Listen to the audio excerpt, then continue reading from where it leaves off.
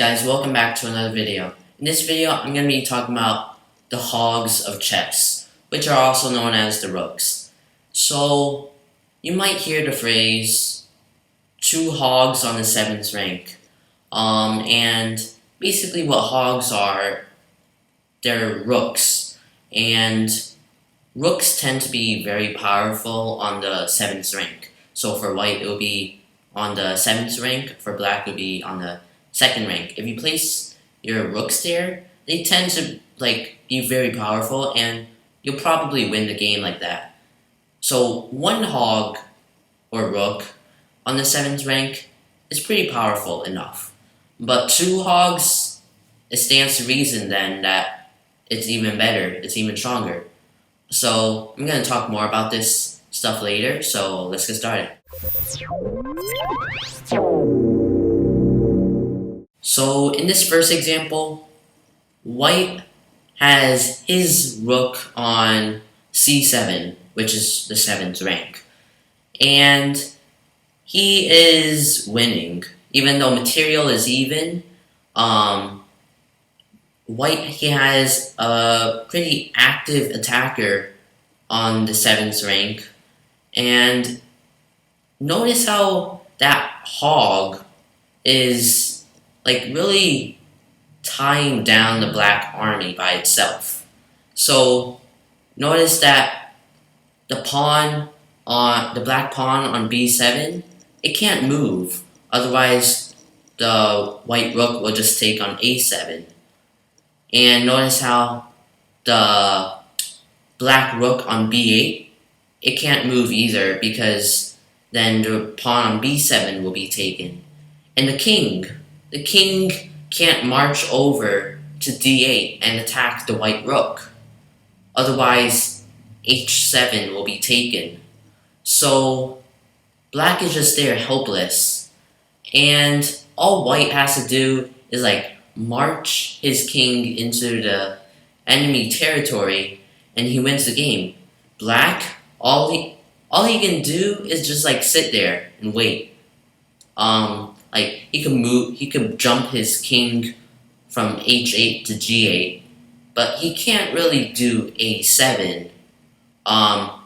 White, he could just play, black, he can't really play a6, because then white will just play b6 and just lock in the position.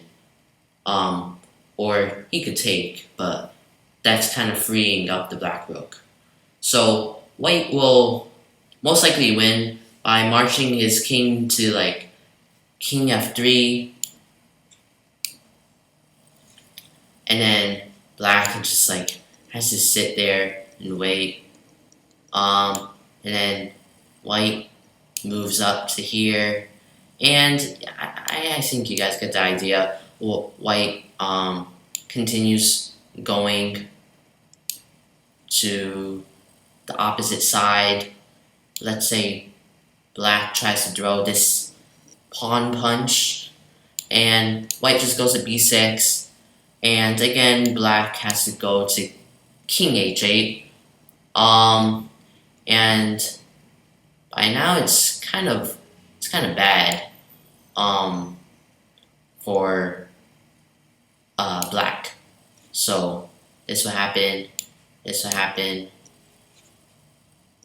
and then this could happen, check, or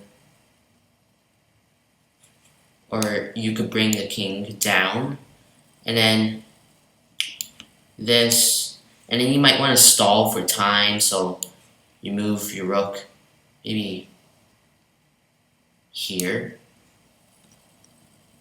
and then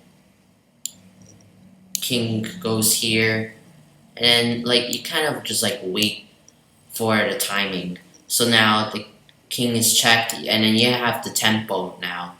Black might want to hide in the corner, try to protect his h7 pawn, and the white king just goes here, and that pawn is pretty much lost on b7. So the next example kind of shows that 2 rooks on the 7th is better than just one rook on the 7th. Because if one rook on the 7th rank is powerful, if it could do that much as we saw in the previous example, then two rooks on the 7th is probably like extremely good. So you might have noticed here that white, he's like 2 pawns down, but he doesn't have to worry about that because his 2 rooks on the 7th like could just defeat the black king. And so the black king is kind of tied down on the 8th rank and it can't go anywhere. So all white has to do is bring his rook over to h7, and black can't really do about rook h8 mate. I mean, he could like try to throw a punch by doing this, but that's his only saving chance. After white takes, then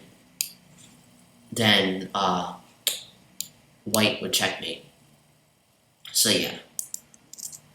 Now, rooks, 2 rooks on the 7th are also really good at getting material. So in this example, black has like 6 of the 8 pawns on the 7th rank, and they're all food for white.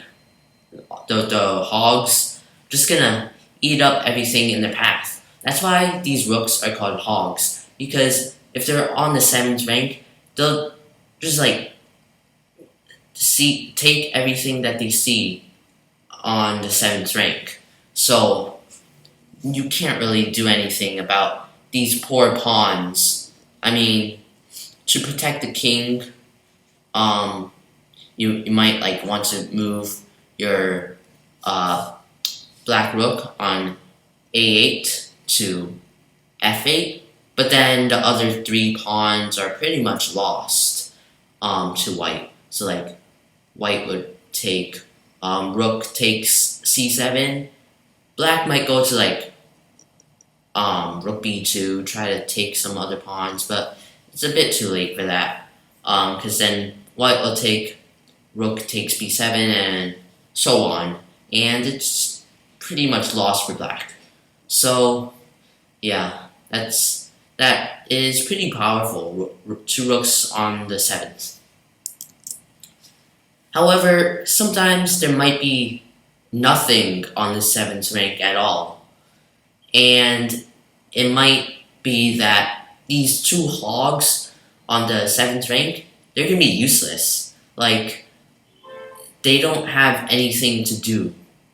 They're just gonna sit there blindly and like 2 pigs just like sitting there lazily and just like doing nothing, just waddling around. They can't do anything at all.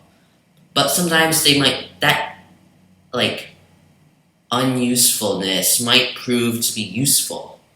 So even though they won't take any material on the 7th rank, as in like in this position,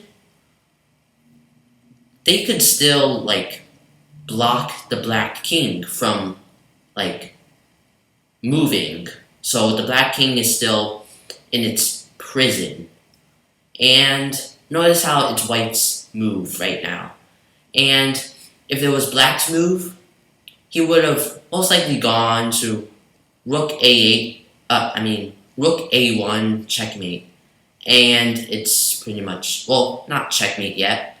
I mean, white still has rook e1, but then after that, rook takes e1 will be checkmate for black. But it's white's move right now. And what you want to do as white, just perpetual check. Perpetual check the black king. And this 2 rooks on the 7th rank is pretty useful for this. So 2 rooks on the 7th rank that don't have any food on the 7th rank, they're considered like blind swine. So they won't be able to like take anything. And so notice here how this position, it's just gonna be repetitive. Like you can't really black. He's just gonna be stuck in all of this perpetual check, and there's really nothing he could do. So black kind of loses his win, and this turns into a draw. So that'll be about it for today's video. Hopefully you guys enjoyed it and learned a lot about these two hogs on the 7th rank in chess. If you guys did, leave a like, subscribe, and click that notifications bell to see more chess videos.